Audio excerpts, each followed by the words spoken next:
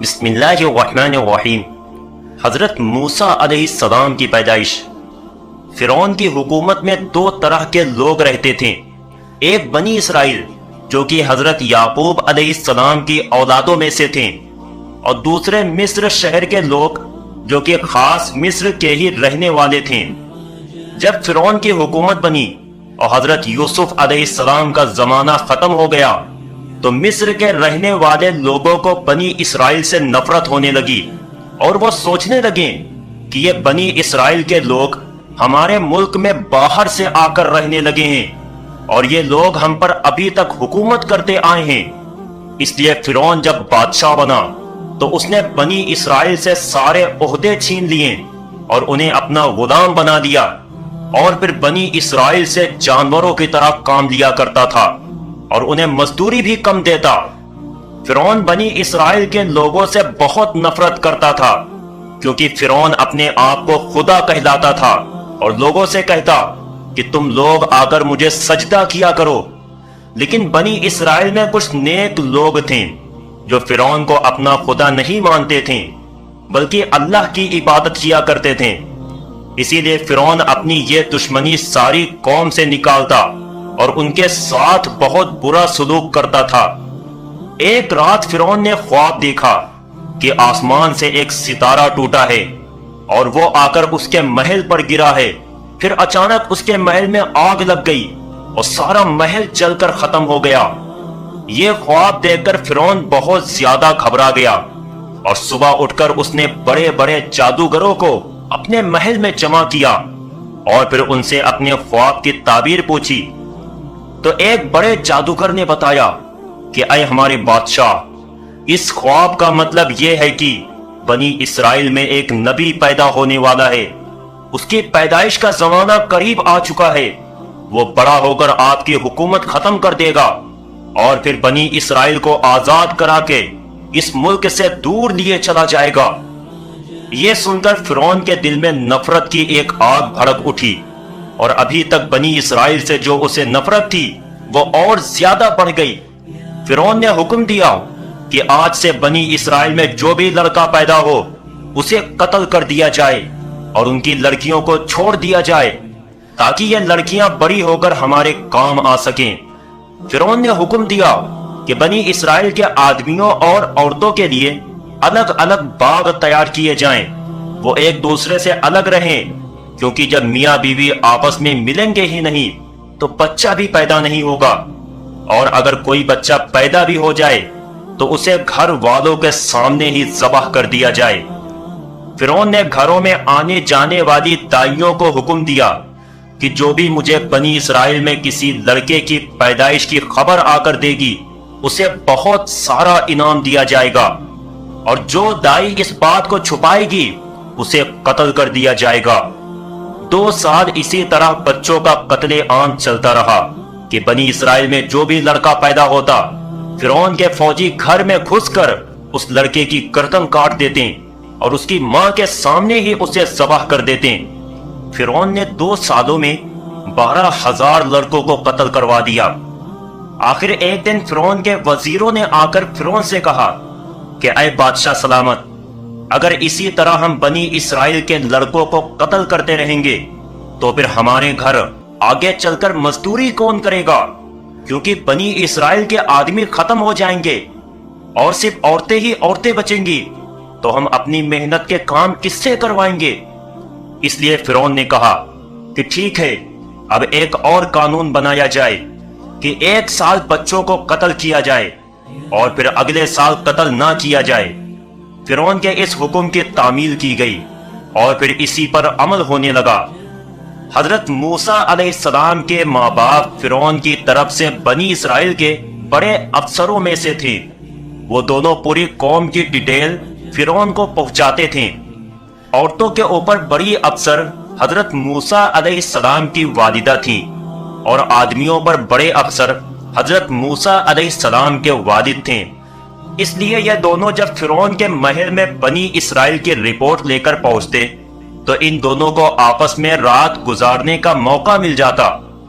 हजरत मूसा अलैहिस्सलाम के बड़े भाई حضرت ہارون علیہ السلام کے پیدائش اس سال میں ہوئی تھی جس میں بچوں کو قتل نہیں کیا جا رہا تھا، لیکن حضرت موسیٰ علیہ السلام کی پیدائش اس سال میں ہوئی جس سال بچوں کو قتل کیا جا رہا تھا، کیونکہ فرعون 1 سال بچوں کو قتل کرواتا اور 1 سال کے لیے آزادی دے دیتا تاکہ بنی اسرائیل کے پیدا ہونے والے لڑکوں کو آگے چل کر اپنا غلام بنا سکے اور ان سے جانوروں کی طرح کام لے سکے۔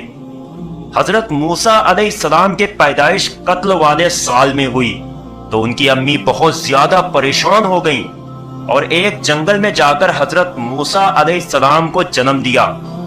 بچے کو لے کر حضرت موسیٰ علیہ السلام کی امی گھر واپس آئی، لیکن ہر وقت دل میں ڈر لگا رہتا تھا کہ کہیں فرعون کے فوجی گھر نہ آ جائیں اور میری آنکھوں کے سامنے میرے پیارے بچے کو قتل نہ کر دیں، اس لیے چھپ چھپا کر بچے کو دودھ پلاتی اور محلے کی عورتوں کو بھی اس کی خبر نہ ہونے دیتی۔ ایک دن اچانک حضرت موسیٰ علیہ السلام کے گھر میں فرعون کے فوجی آ گئے۔ اس کی بھنک حضرت موسیٰ علیہ السلام کی امی کو پہلے ہی سے لگ گئی تھی، اس لیے انہوں نے حضرت موسیٰ علیہ السلام کو چھپا دیا تھا۔ فوجی گھر کی تلاشی لے کر واپس لوٹ گئے۔ یہ دیکھ حضرت موسیٰ علیہ السلام کی امی بہت زیادہ گھبرا گئیں اور اللہ سے دعائیں کرنے لگیں کہ اے اللہ میرے بچے کی حفاظت فرمانا۔ تو اللہ نے حضرت موسیٰ علیہ السلام کی امی کے دل میں خیال ڈالا کہ اے نیک عورت، تم اس بچے کو دودھ پلاتی رہو، اور جس دن تمہیں ڈر لگے کہ آج فرعون کے فوجی آ کر اس بچے کو ذبح کر دیں گے تو تم ایک لکڑی کے صندوق میں اس بچے کو رکھ دینا اور پھر دریائے نیل میں جا کر اسے بہا دینا، پھر میں خود اس بچے کی حفاظت کروں گا اور تم پریشان نہ ہونا، میں ایک دن اس بچے کو تمہارے پاس ضرور واپس کروں گا، یہ میرا وعدہ ہے۔ اللہ کے حکم پر حضرت موسیٰ علیہ السلام کی امی نے حضرت موسیٰ کو ایک لکڑی کے صندوق میں ڈالا اور پھر جا کر دریائے نیل میں وہ صندوق بہا دیا۔ لیکن ماں تو ماں ہوتی ہے، وہ کیسے اپنے بچے کی تکلیف برداشت کر سکتی ہے؟ اس لیے بار بار دل میں خیال آتا کہ کہیں میرا بچہ پانی میں نہ ڈوب جائے، لیکن پھر اللہ کا حکم یاد آ جاتا کہ نہیں، اللہ میرے بچے کو ڈوبنے نہیں دے گا، وہ ضرور اس کی حفاظت فرمائے گا۔ آخر بے چین ہو کر حضرت موسیٰ علیہ السلام کی امی نے اپنی بڑی لڑکی سے کہا کہ اے بیٹی، تو دیکھ رہی ہے نا کہ میں نے تیرے بھائی کو دریائے نیل میں بہا دیا ہے، لیکن مجھے اپنے بچے کے لیے بہت بے چینی ہو رہی ہے، اس لیے تم اس صندوق کے پیچھے پیچھے جاؤ اور دیکھو کہ یہ صندوق کہاں بہہ کر جائے گا اور میرے بچے کا کیا ہوگا۔ ماں کے حکم پر حضرت موسیٰ علیہ السلام کی بہن اس صندوق کے پیچھے پیچھے چلنے لگی۔ وہ صندوق دریا میں بہتا ہوا آگے کی طرف جا رہا تھا۔ حضرت موسیٰ علیہ السلام کی بہن دریا کے کنارے کنارے اس صندوق کے پیچھے پیچھے چلتی جا رہی تھی، لیکن اس بات کا پورا خیال رکھے ہوئے تھی کہ کہیں کسی کو میرے بارے میں شک نہ ہو جائے، اس لیے اچکتی نگاہوں کے ساتھ ایک بار صندوق کو دیکھ لیتی اور پھر ادھر ادھر دیکھنے لگتی تاکہ کسی کو شک نہ ہو کہ یہ لڑکی اس صندوق کے پیچھے چل رہی ہے۔ بہتے بہتے وہ صندوق ایک ایسی جگہ پر آ پہنچا جہاں دریائے نیل کے 2 راستے بن جاتے تھے۔ ایک راستہ تو شہر کی طرف نکل جاتا تھا اور دوسرا راستہ فرعون کے محل کی طرف جاتا تھا۔ حضرت موسیٰ علیہ السلام کی بہن نے دیکھا کہ وہ صندوق اچانک فرعون کے محل کی طرف بڑھنے لگا اور بہتا ہوا دھیرے دھیرے فرعون کے محل کی طرف جانے لگا۔ یہ دیکھ کر حضرت موسیٰ علیہ السلام کی بہن بہت زیادہ گھبرا گئیں، کیونکہ فرعون ہی سے بچانے کی خاطر ان کی ماں نے اپنے بچے کو اس صندوق میں ڈال کر دریا میں بہا دیا تھا، لیکن یہاں تو قدرت کا فیصلہ ہی کچھ اور چل رہا تھا اور وہ صندوق بہتا ہوا فرعون کے محل کی طرف جا رہا تھا۔ حضرت موسیٰ علیہ السلام کی بہن یہ دیکھ کر بہت زیادہ پریشان ہو اٹھی، لیکن انہیں کیا پتا تھا کہ یہ تو اللہ کا فیصلہ ہے۔